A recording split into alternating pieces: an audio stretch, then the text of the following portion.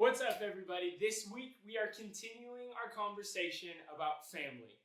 And one thing that I love about my family so much is that they are people that I feel like I can tell anything to.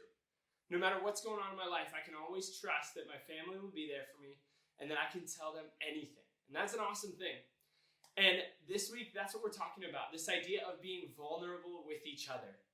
In 1 John 1, it says that if we confess our sins, He is faithful and just to forgive us our sins and purify us from all unrighteousness.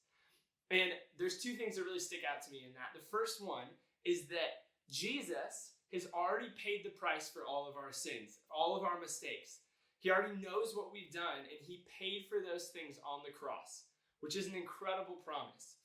And I know that gives me some freedom. It helps me feel better about sharing the things that I have done.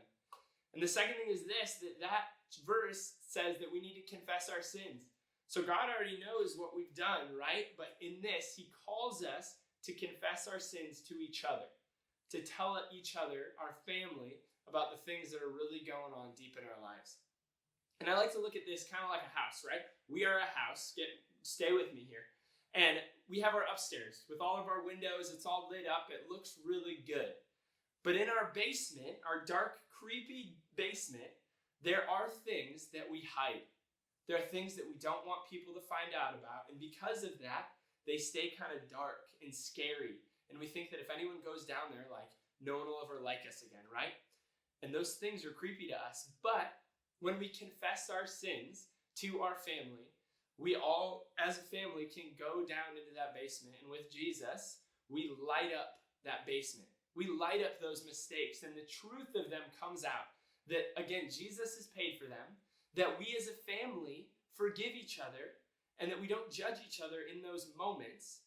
And through bringing light to those things in our life, we can find freedom, we can find truth, and we can get to a place where God can work through those issues in our life. So we need to be vulnerable with our family. We need to confess things to each other, but it doesn't end there. The Bible also calls us to accountability. And what that is when we confess things to each other, when we tell each other what's going on in our lives, maybe some sin, some things like looking at stuff on the internet we shouldn't, or lying, or maybe there's just bitterness at home of what's going on. When we confess those things to each other, we're called to hold each other accountable, to push each other to grow, to help each other through those issues. So this week, how can we hold each other accountable? How can we help each other grow through those situations? It starts with trust in our family. It starts with respect. And it also starts with taking a step forward and sharing the stuff going on in your life. I know it's a creepy first step, but once we do it, once we light up that basement in our life, God can bring truth and freedom in a way we can experience nowhere else. So church, let's be vulnerable together and see how God works in our lives.